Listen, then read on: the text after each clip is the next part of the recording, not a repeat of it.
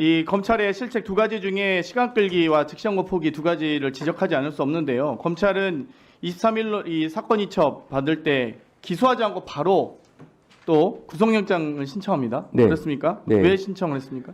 추가 수사가 필요하다고 판단해서 두 번에 걸쳐서 그러니까 이것 자체가 시간 끌기라고 계속 이해가 되는 거고, 그러면 두 번에 걸쳐서 법원이 불허했으면 왜 또 갑자기 검사정회를 또 개최합니까? 그 부분은 워낙 사안이 아니 중요하기 때문에. 검사가 이 기소할지 안 할지 판단하면 되는 거 아니에요?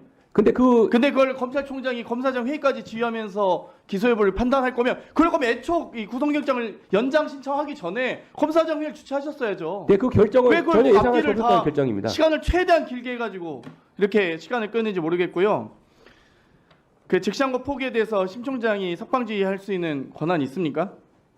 네, 검찰총장으로서 할 수 있다고 생각합니다. 그러면 이 법무부 장관 대행으로서 수사지휘할 수 있습니까?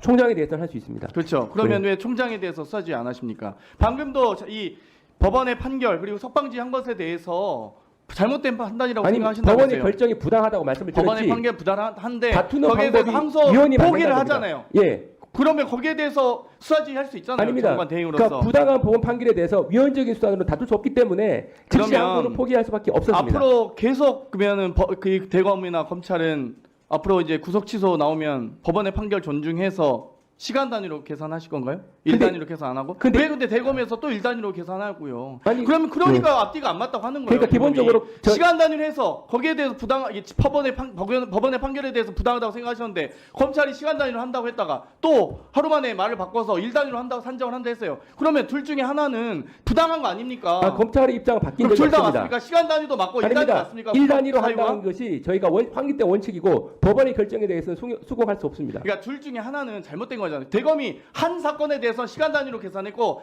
다 프로는 또 다시 일 단위로 계산하던 이 관례를 무시하고 시간 단위로 했다가 다시 일로 계산한다고 했잖아요. 그러면 아니, 둘 중에 시간 하나는 단위로- 잘못된 거 아니에요? 시간 단위로 왜 한 적 유독 없습니다. 윤석열에 대해서 시간으로 계산하냐고요? 아닙니다. 집업 판단에 대해서 인정하지 아닙니다. 시간 못하시겠다면서요? 단위를 한 적이 없습니다. 아니, 그러니까 집업 판단에 대해서 인정하기 수긍할 어렵다, 수 없습니다. 수긍할 수 없다고 하셨는데 네. 대검이 한 사건에 대해서 시간으로 판단했고 이 다음부터는 또 다시 일로 계산 산정하겠다고 지침 내린 거 아닙니까? 그거는 법원 결정을 받아들일 수 없기 그러면 때문입니다. 법무부 장관으로서 이 시간 갔다가 일로 갔다 이렇게 왔다 갔다 기준이 바뀌는 것에 대해서 장관 대행으로서 수사지휘 하시라고요. 즉시 항고를 하라는 수사 지휘를 왜 안 했냐 말씀하시는 것 같은데 그렇습니다. 즉시 항고하는 순간 위헌입니다. 그것은. 왜 즉시항고하는 순간 위헌입니까? 아니 이미 영장주의 자체가 이 구속 계속 여부와 구속 여부에 대한 판단을 그 검사가 과정의 수행할 수 없다고 되어 논의까지 있습니다. 바로 하셨어야죠. 무슨 법무장관 대행이 대검에서 논의하는 사안 자체를 저희도 밤새 12시까지 법사위 기자회견 한 것도 아시나요? 그건 아세요? 제가 즉시항고를 촉구하는 12시 50분, 11시 50분에 자정이 다 돼서 네, 밤늦게까지 하신 걸로 했습니다. 알고 있습니다. 저희도 기다리고 있는데 그럼 이 법무부 장관은 편히 집에 돌아가셔서 아니, 쉬셨나요? 그리고 안 그러잖아요. 아니 근데 제가 이 사건의 특성을 한번 간단히 말씀드리면 그리고 예. 지금 아까 이 법사위원장께서 지적하셨는데 자꾸 위헌 판결에 대해서 구속 집행 정지와 구속 취소와 다른 위헌 판결 난 거 아닙니까? 왜 자꾸 국민을 호도합니까? 취지가 같다는 국민이 말씀을 드리고 아무리 법정을 몰라도 구속 집행 정지와 구속 취소가 다른 것은 구분합니다. 그리고 구속 집행 정지와 보석 같은 경우는 법원이 그냥 구속 집행 정지합니까? 보석을 그냥 합니까? 조건을 부과하지 않습니까? 근데 구속 취소는 조건을 부과합니까? 조건 부과 안 하죠. 네 그렇습니다. 다르잖아요. 그러니까 네네. 두 개가 다른데 왜 위헌 결정에 대해서 이 법원이 조건을 부과하는 구속 집행 정지에 대해서 위헌 판결이 났는데 그걸 가지고 조건도 부과하지 않는 구속 취소에 대해서 똑같은 위헌이라고 얘기하시면 안 된다는 거예요. 안 그렇습니다. 법조인이 아니어도 이 정도 아닙니다. 하잖아요. 그건 아니고 헌재 결정문을 보면 명백합니다. 헌재에서 그래 알겠습니다. 일단 넘어가고요.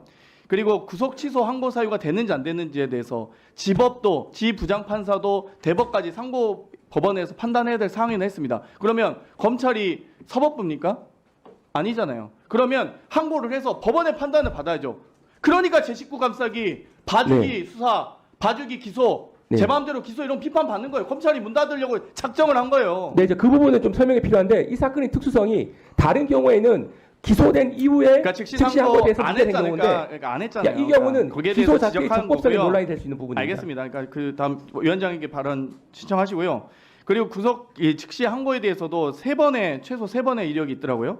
지금 23년에 울산지법에서 구속 취소하자 이 모 검사가 즉시 항고해서 항고한 적도 있고요. 대전에서 비슷한 사례가 있고 의정부 지법에서 구속 취소한 있습니다. 사례가 있는데 네. 즉시 항고해가지고 피고인 재수감 됐어요.